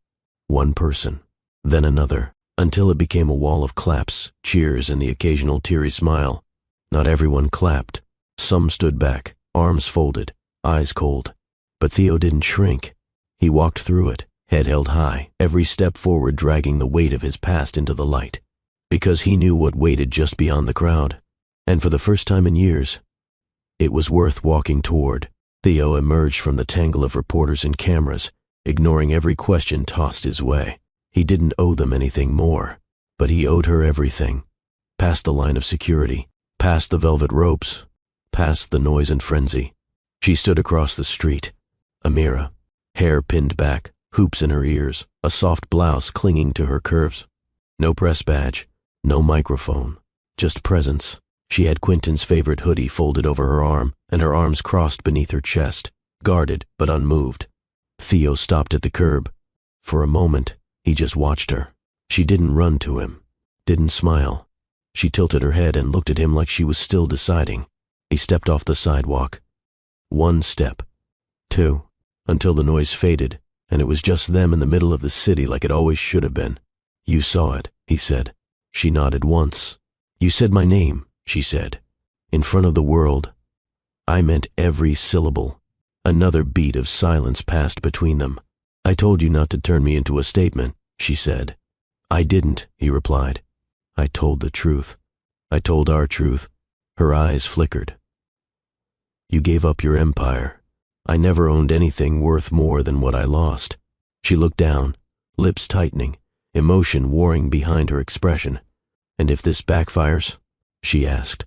He smiled faintly. "I've been rich. I've been lonely. I'll take broke and whole any day." That finally broke through her walls.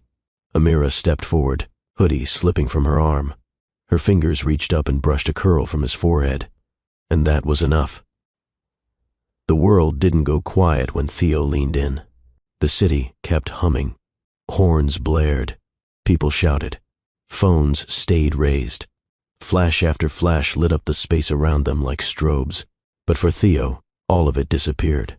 Because Amira was right in front of him, eyes deep with fear, fire, and something softer she hadn't shown in years. "Last chance," she whispered, inches from his lips. "You sure you want your name attached to mine?" Theo smiled, leaning closer. "My name doesn't mean a damn thing without yours beside it." She didn't wait. She pulled him in by the collar and kissed him like 27 years were catching up all at once. Not tender, not timid. It was bold. Public. Irrevocable. Gasps rippled through the crowd. Shutters clicked. Someone cheered. But Theo didn't hear it. All he felt was her mouth on his, her hands pressed flat against his chest, her heartbeat sinking with his as the sidewalk melted beneath their feet. When they broke apart, her forehead rested against his. "We just burned the last of your clean image," she whispered. "Good," he breathed. "Now I can start living real." Across the street, someone shouted, "That's love, baby." Another voice yelled, "Marry that woman, Clark." Theo didn't look up. He looked into her. "I already have," he said. And Amira, finally, smiled without hesitation, because the truth had been spoken. The risk had been taken. And in the middle of chaos, the love they'd fought to reclaim stood undeniable. Right there on the street, right in front of the world. A year later, the air smelled of citrus and sunlight. Rows of lemon trees lined the backyard of Amira's place. their branches heavy with yellow fruit that glowed under the late afternoon sky. String lights crisscrossed overhead, swaying gently in the breeze, and guests fanned themselves with handcrafted programs shaped like lemon wedges. No ballroom, no corporate sponsors, just wood chairs on warm grass, laughter, music, and the feeling that something sacred was about to happen. Theo stood at the front, under a small arch made of intertwined lemon branches and white linen. He wore a cream suit, his shirt unbuttoned at the top just enough to show the chain Amira had given him months earlier, a tiny pendant shaped like a bike. He had no tie, no pretense, only eyes locked on the woman who stepped forward as the crowd stood. Amira. She walked barefoot, her champagne-colored dress hugging every beautiful curve. Golden thread glistened through her coiled hair, and in her hands she held a bouquet of yellow roses wrapped in the same ribbon she used to tie Quentin's hair when he was a baby. She didn't wear a veil. She had nothing to hide. Every step she took was deliberate, rooted, free. And as she walked, the breeze carried whispers from guests who watched in awe. She's glowing. She built this place from nothing. That boy didn't just fall in love. He found his way back home. Theo swallowed hard. The last time he'd seen her under sunlight like this, she was riding ahead of him on a bike, laughing over her shoulder. Now she was walking toward him again, but not as a memory, as his forever. She stopped in front of him and reached for his hands. Her fingers trembled slightly, but her eyes were steady. "You made it," she whispered. "I had to." He murmured back, "You're the only finish line that ever mattered." The officiant cleared his throat, but no one heard him, because every soul present knew this wasn't just a wedding. It was the moment two people who'd waited half a lifetime finally arrived. Before the ceremony began, guests gathered around the cafe, Amira's place, laughing, sipping lemonade, and exchanging stories beneath the sun. The little cafe that once barely paid its rent now had lines that stretched around the block every weekend. Locals knew it as more than a place to eat. It was where people found warmth, a listening ear, a space to be seen. Kids ran in and out, their shoes thudding on the hardwood floors Amira had laid herself. Retired couples sat at the back patio, playing checkers on the stone tables Theo had installed after one too many of Amira's subtle jabs about his fancy hands needing to actually build something. The walls inside were filled with framed photographs, Theo painting one of the cafe's benches with Quentin. Amira at the ribbon cutting for the small reading nook they opened for neighborhood kids. An old photo of Amira as a teenager, clutching her lemonade stand sign next to a blurry version of young Theo, caught mid-laugh. Theo had offered to expand the cafe, franchise it, build more. Amira refused. "I don't need a chain," she told him. "I need roots." So they built it deeper, not wider. There was a garden now behind the cafe, a mural on the side wall depicting a black woman holding a lemon in one hand and a child's hand in the other. Below it were the words, "Strength is sweet and sharp, just like lemonade." Today, the cafe was closed to the public, but the energy hadn't left. It had multiplied. Friends brought food they cooked in Amira's kitchen. Local musicians played jazz out front under the awning. The staff she trained, all single mothers, artists, and students, floated through the crowd, not as employees, but family. And Theo? He didn't own a single square foot of the place, but he belonged to it, because this wasn't a business. It was hers, and he had never felt more proud to be part of something he didn't build, but got to honor. The music shifted, soft, playful, familiar. Every guest turned toward the path lined with lemon trees. And there he was, Quentin, 5 years old and freshly determined, wearing a tiny white suit with suspenders, his curls fluffed and bouncing with each careful step. He held the ring box like it was gold, because to him it was. The little boy who once peeked shyly through the doorway of the cafe now walked down the aisle like he was marching straight into his legacy. Theo's eyes misted over as Quentin approached, but he blinked fast, unwilling to miss a single second. The boy reached the front, looked up at his father with a small, proud smirk, and whispered loud enough for everyone nearby to hear, "Told you I wouldn't drop it." Laughter rippled through the crowd. Theo knelt and met his eyes. "You did perfect, champ." Quentin glanced up at Amira, who had tears clinging to the corners of her lashes. "I'm ready now," he said. She smiled down at him. "You were born ready." The officiant chuckled. "Shall we begin?" But no one moved until Quentin nodded first. Because somewhere between the lemon trees and the heartbeat of that little cafe, everyone knew this wasn't just Theo and Amira's day. It was Quentin's, too. He wasn't a secret. He was the bridge, the air, the heartbeat of every vow yet to be spoken. And as he took his seat beside his grandmother, Amira's mother, dressed in a deep blue head wrap in proud silence, he swung his legs gently, ring box still clutched tight in his lap, watching his parents get ready to make forever official. The officiant nodded, giving Theo the floor. Theo turned to face Amira fully, both of her hands held in his. His breath trembled at first, but his voice didn't shake. "I've spent my life building towers," he began, his gaze never leaving hers. "Glass ones, steel ones, ones that scrape the sky and shine under the weight of my ambition." He paused. "They called me a visionary, a genius, a man who could create anything from nothing.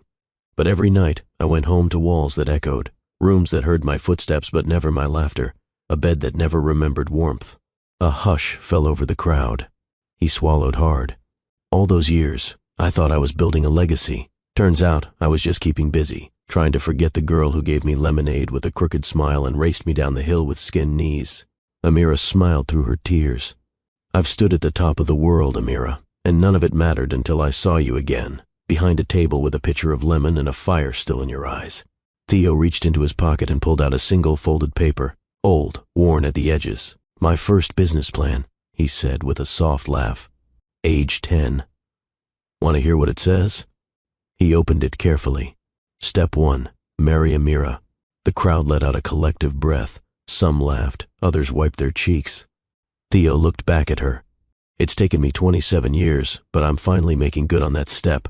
His voice cracked now, just once. "You are my first dream, my only peace, my true home, and I vow, for the rest of my life, I will never build anything that doesn't have you in it." He folded the paper again and tucked it into her hand.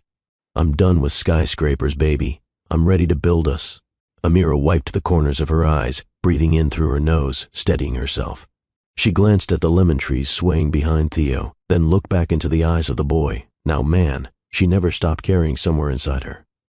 "I don't have skyscrapers to compare you to," she said gently.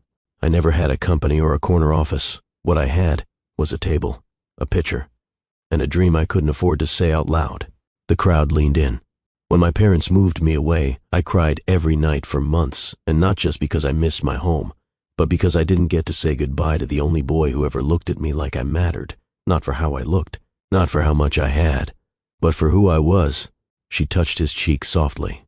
"You remembered me as sweetness, but I remember you as courage. You used to bring me spare change for my stand, fix my chain when it slipped off my bike. You were the first person to believe in me, even when I didn't." Amira let her hand drop, curling her fingers into his. "I've spent years surviving, Theo, wiping counters, raising a son, and learning to protect my peace. Life didn't hand me anything easy, but I held on to my dignity, my joy, my value, and I taught Quentin to do the same." Her voice softened to a whisper only he could hear. "I don't need a king, Theo."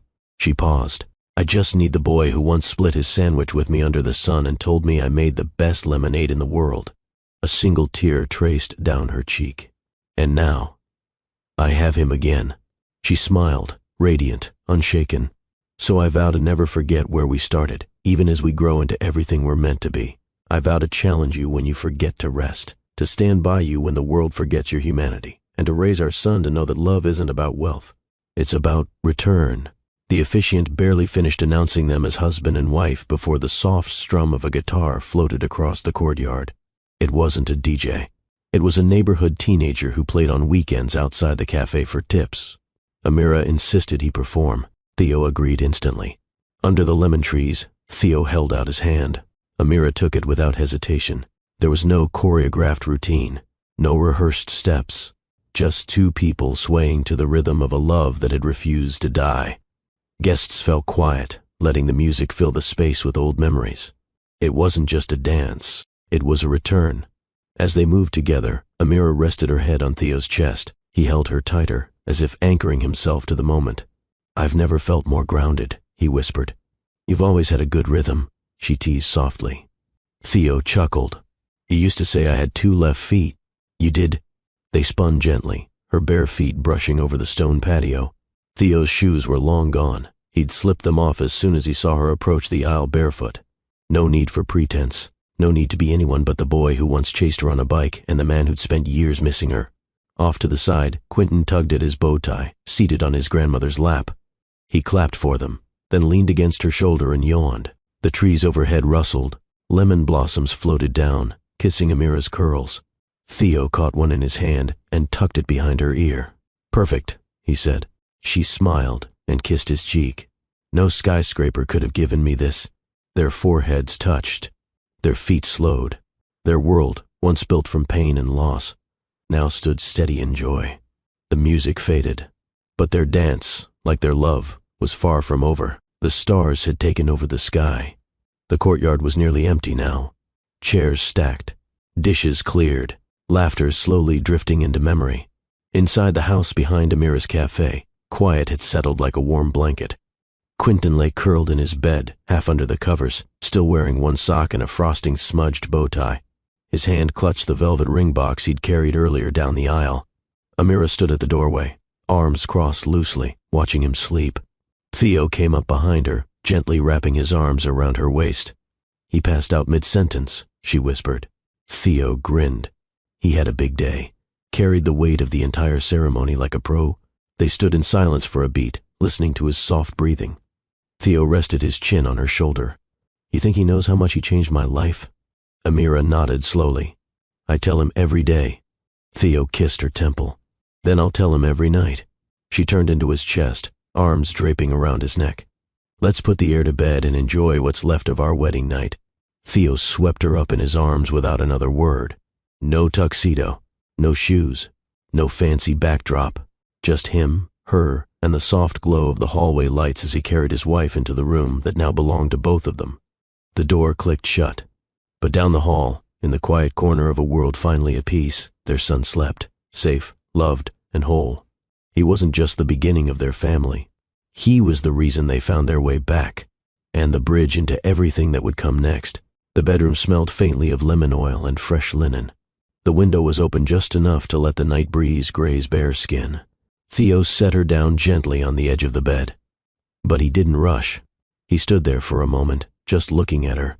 The woman who once sold him lemonade as a girl, who now stood in front of him as his wife, his equal.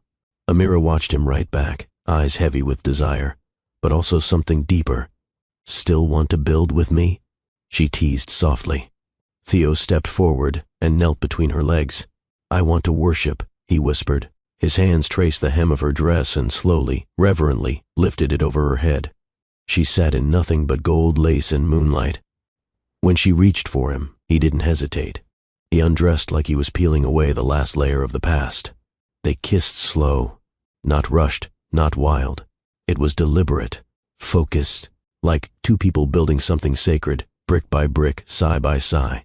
Amira gasped softly as Theo's mouth moved down her chest. His lips reverent, his touch sure. He mapped her body like it was a country he never wanted to leave again. Her legs wrapped around his waist as he pressed into her, their breaths tangled, their hands locked, her name whispered like devotion against her collarbone. No pretense, no performance, just real. Her back arched, and she held onto him with a need that spoke of years lost, of hunger and healing at once. When she came undone beneath him, her moan broke open something in him. He followed, burying himself deeper, whispering her name like a promise. Afterward, their bodies still twined, her head resting against his chest. Theo kissed her shoulder. "You feel like mine," he said quietly. Amira smiled. "I've always been yours. I just forgot for a while."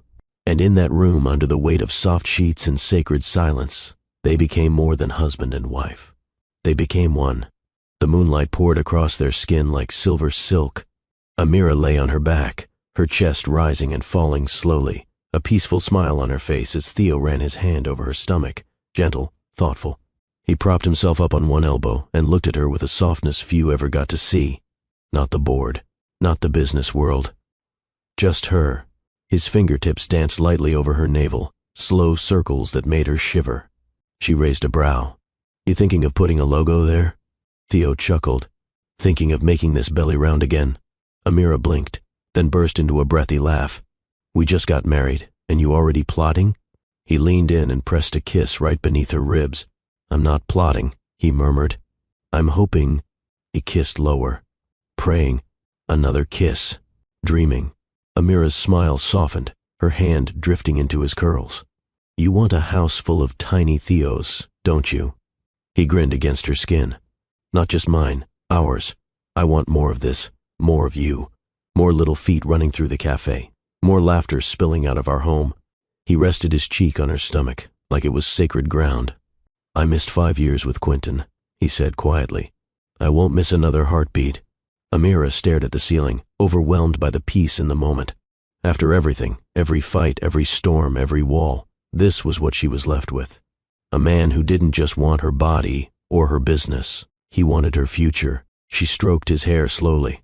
What if it's a girl? Then she'll own the cafe by 8 and run the company by 10. Amira laughed again, louder this time. But her eyes watered, just a little, because for the first time in a long, long time, she believed in what tomorrow might bring. Theo rolled to his side, propping his head up with one hand as Amira stretched beside him, bare and glowing. The sheet clung to her curves in lazy folds, her skin still warm from their love. He watched her with a grin tugging at the corner of his lips. You know what I've realized? He said. Amira turned her head. What? I've built entire floors of skyscrapers, but I've never built something that actually made my heart beat. She smirked. Is this where you say something poetic about foundations and bricks? No, he replied, leaning closer, his voice husky but playful. This is where I ask you to help me build something even bigger. Amira raised a brow. Bigger than $1 billion tech company? Way bigger, he whispered. Let's build an empire of heartbeats. She blinked. Her lips parted just slightly, caught between amusement and surprise. An empire of heartbeats, she repeated. Theo nodded solemnly. Babies, laughter, little feet running on hardwood floors, sticky fingers, spilled lemonade, dance parties in the kitchen, a life that echoes forever. Amira shook her head, a smile slowly blooming. You're not slick, Mr. Clark. I'm very slick, he teased. Just not as slick as you think. She pushed his chest playfully. Let's not forget who already carried and raised your first heartbeat while you were out building your empire. I haven't forgotten, he said, eyes locking onto hers. I'm trying to catch up. Her smile faded into something tender. She pulled him closer by the chain around his neck and whispered against his lips. If we do this, it's on my terms. Theo grinned. Name the terms. Late-night cravings are your responsibility. Done. You handle all diaper blowouts. He pretended to wince. Even the catastrophic ones. Especially those. They both laughed. And in that room, naked, safe, married, and deliriously in love, they laid the blueprint for a new kind of legacy. Not concrete and steel, but blood, love, and breath. Theo lay back against the headboard, arms folded behind his head, watching Amira with that crooked grin she had no defenses for. She sat up slowly, the bedsheet falling to her waist, curls tousled, cheeks flushed. She reached for the water on the nightstand, then glanced back over her shoulder. So, she said, sipping, if we're building this empire of heartbeats. Theo turned toward her amused. Yeah? I get naming rights. His brow rose. To the babies? To the lemonade flavors. Theo blinked. I just laid out our future, and you're talking about juice? Juice is serious business, billionaire. He laughed. All right, name one. She narrowed her eyes thoughtfully. Let's see. How about Sunset Squeeze? He tilted his head. Sounds like a cocktail. What's in it? Fresh raspberries, a hint of ginger, a splash of lime, and love. Love tastes like lime? In my world, it does. Theo rolled toward her, reached out, and tugged her into his chest. You're going to run me out of business. Amira laid her head against his shoulder. Nope, I'm just going to flavor our legacy. He kissed the top of her head. Fine, but I get naming rights to baby number 2. She chuckled. Baby number 2? He pulled back slightly, eyes playful. You said naming rights. You didn't say I couldn't negotiate volume. Lord, what have I married? She sighed, grinning. The man who's going to stock your cafe with 20 years' worth of taste testers. They both laughed, wrapped in each other's warmth, the sound spilling into the quiet room like a promise. Because love, in their world, came sweetened, one recipe, one heartbeat at a time. Morning came soft and golden. The scent of brewed coffee and fresh lemons wafted through the cafe. Light filtered in through the big front windows, casting a warm glow on the wooden floors that had seen laughter, heartache, and rebirth. Amira stood behind the counter, apron tied around her waist, hair pinned up, cheeks still warm from the night before. Theo stood at the window beside Quentin, helping him balance a fresh tray of mini lemon tarts. The boy giggled, tongue peeking out the corner of his mouth in concentration. "Steady," Theo whispered. "That's your kingdom right there." Quentin looked up, proud. "It's for Mommy's customers." Theo ruffled his curls. "Then serve it like royalty." The bell above the door jingled as the first customers stepped in. Neighbors, friends, a couple of tourists who'd read about Amira's place in a food blog. The little boy behind the counter waved proudly. Outside the cafe, just above the doorway, the neon sign hummed quietly to life under the rising sun. Amira's place. Love served daily, not just lemonade, not just lattes, but family, growth, forgiveness, legacy. Theo stepped out the front door and looked up at the sign, hands in his pockets, jaw tight with emotion. He had built towers that kissed the clouds, bought companies with a signature, signed contracts worth more than most cities made in a year, but nothing felt like this. This glow, this sign, this woman, this boy, this life. Amira stepped beside him, slipping her hand into his. "You ever miss the boardroom?" He turned to her, eyes full. Not for 1 second. They stood there together as more people filtered into the cafe. The empire he thought he needed was gone. The one he was building now? It beat with laughter, breathed with love, and tasted faintly of raspberries, lime, and forgiveness. The front wheels wobbled. Theo ran beside Quentin, one hand lightly gripping the back of the little bike seat, the other hovering by his side. "You got it, champ," he said, jogging alongside. "Keep your eyes ahead. Don't look down." Quentin's tongue peeked out as he concentrated. His feet pumped furiously on the pedals, wobbling through the warm morning air. "I'm gonna fall," he shouted. "You're not," Theo called back, slowing just a little. "I've got you. I'm scared." "That's okay," Theo said, releasing the seat gently. "You're still moving." Quentin pedaled 2 more strokes, then coasted, then swerved into the grass. He fell sideways. Theo reached him before he could even sniffle. Hey, what's the rule?" Quentin sniffed, brushing at his eyes. "Get up and try again." Theo nodded. "Exactly." He stood the bike back up and ruffled his son's curls. "You're already doing better than I ever did." "Really?" Quentin asked, eyes wide. "Absolutely. First time I tried, I knocked over Mrs. Paget's mailbox and got chased by her cat." Quentin giggled. Theo bent down and whispered, "Want to know the trick?" "What?" "You just gotta believe the ground won't eat you." Quentin laughed harder this time, and Theo couldn't help it. He pulled his boy into a tight hug. Just a few feet away, sunlight spilled across the front of the cafe, and behind the glass window, Amira watched them, hand resting gently on her growing belly. Her family, her life, her second chance in motion. Inside the cafe, Amira stood near the window with a dish towel in one hand and the other resting gently over the soft swell of her belly. She wasn't due for months, but the little flutters had already started. A quiet rhythm beneath her skin, a heartbeat dancing beside her own. Her eyes followed Theo and Quentin outside, laughter drifting through the open cafe door like music. Quentin was back on the bike, wobbling again, determined again. And Theo? Theo was patient, steady, always 1 step behind, but never in the way. Amira pressed her fingertips against the glass, smiling to herself. This wasn't the dream she'd scribbled in journals as a girl. It was better. It was earned. The cafe behind her hummed with life. A young couple sipped lattes near the window. An elderly man read a newspaper near the back. Her lemon tart special was sold out by noon almost every day now. But in this quiet moment, hand on belly, eyes on her boys, Amira felt something deeper than success. Peace. A soft kick nudged her ribs. She chuckled and whispered, "That's your big brother out there. He thinks he's invincible." Another kick. And that man beside him, that's the one who never gave up on us, even when I stopped believing he'd ever come. She closed her eyes just for a second, then opened them again, to sunlight, to wheels turning, to love in motion. Theo looked up and caught her gaze through the glass. He smiled. She smiled back, then mouthed 2 words, "We're okay." And for the first time in a long time, she truly meant it. Theo sat on the cafe patio, a mug of warm lemonade in front of him. Quentin nestled quietly on his lap. Across from them, a young reporter adjusted her microphone and smiled nervously. "Thank you for sitting with us, Mr. Clark. Or, should I say, former CEO Clark?" Theo chuckled. "Theo's just fine. The suits are gone. You can keep the title."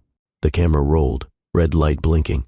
"So, billions on the table, board seats, influence. Why give it all up?" Theo glanced down at Quentin, who had fallen asleep against his chest. His voice softened. "Because what I was building wasn't mine. It looked like success. It felt like power. But it was empty." The reporter leaned in. "And now?" "Now," Theo said, wrapping his arms more tightly around his son. "I'm building legacy. Not with skyscrapers or buyouts, but with breakfast runs, lemon-scented hand towels, bike rides in the park." The reporter smiled. "Do you miss the adrenaline?" Theo shrugged. "I traded adrenaline for peace." A moment passed. Then she asked, "Do you think other powerful men will follow your lead?" "I don't care if they do," Theo said simply. "I care that my son sees me show up, that my wife never questions if she's second to a boardroom, that our daughter knows her father fought for her before she ever took her first breath." The reporter paused, clearly moved. "Final question. If you could go back and tell your younger self one thing, what would it be?" Theo smiled. "Don't chase the world. Chase the people who make it worth living in." The reporter nodded, eyes glistening. "Thank you, Theo." He glanced toward the cafe window where Amira stood watching, hand still gently resting on her belly. He waved at her. She blew him a kiss. And in that quiet gesture the interview ended, not with noise, not with headlines, but with the kind of truth only love could explain. Later that afternoon, Theo sat on the front steps of Amira's place, sleeves rolled up, dress shoes traded for old sneakers.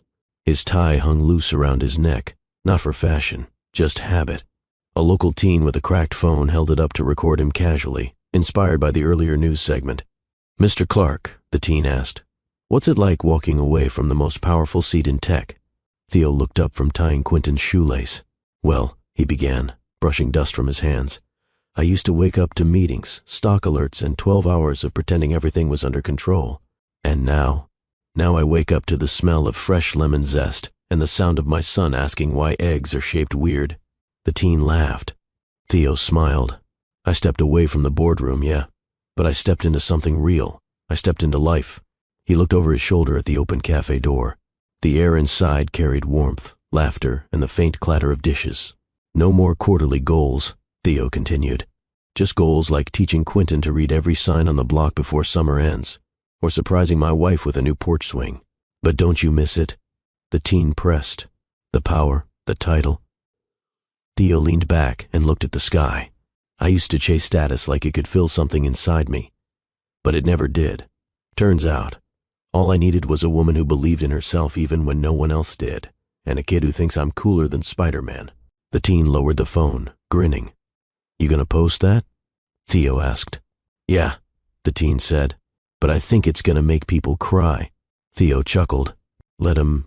He stood, gave Quentin a high five, and walked back inside, into the only world he never wanted to leave again. They say home is where the heart is, but that's not always true. Sometimes the heart wanders, gets broken, lost, buried beneath jobs, expectations, or silence that stretches for years. But love, real love, doesn't stay buried. It waits. It waits behind lemonade stands on hot afternoons. It waits in old cafes filled with second chances and new recipes. It waits in the small hands of a child who didn't ask for the weight of legacy but carries it anyway, with laughter and bike scrapes and endless wonder. Theo didn't find home in blueprints or bank statements. He built it, with each hour he spent beside Amira, not trying to fix her, not trying to win, but just being.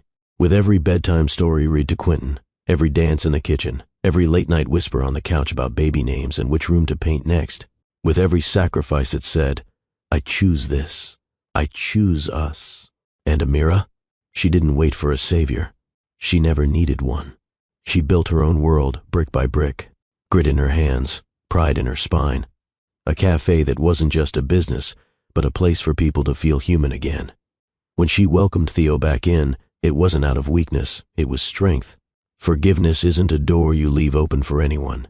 It's one you open with both hands when the right one finally knocks. Their love wasn't some fairy tale. It was fire and lemon peel, hard-earned, messy, real. So if you're looking for home, don't search for it in someone else's life. Build it, one truth at a time, one moment at a time, one breath, one laugh, one warm, defiant choice to love again.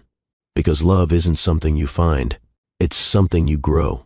If this story touched your heart even just a little, if it reminded you that sometimes the past doesn't stay gone forever, if it made you believe that second chances can taste like sugar, citrus, and slow kisses under lemon trees, then do something powerful right now.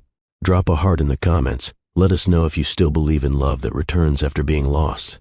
Hit that like button. It tells the algorithm this story matters. Share it with someone who needs to believe again, in healing, in hope, in the kind of love that waits patiently. And if you haven't already, subscribe. There are more stories like this one coming, raw, romantic, full of heart, and always with a lesson tucked inside. Because here at Mr. Peterson Long Stories, we don't just tell stories, we serve love, daily.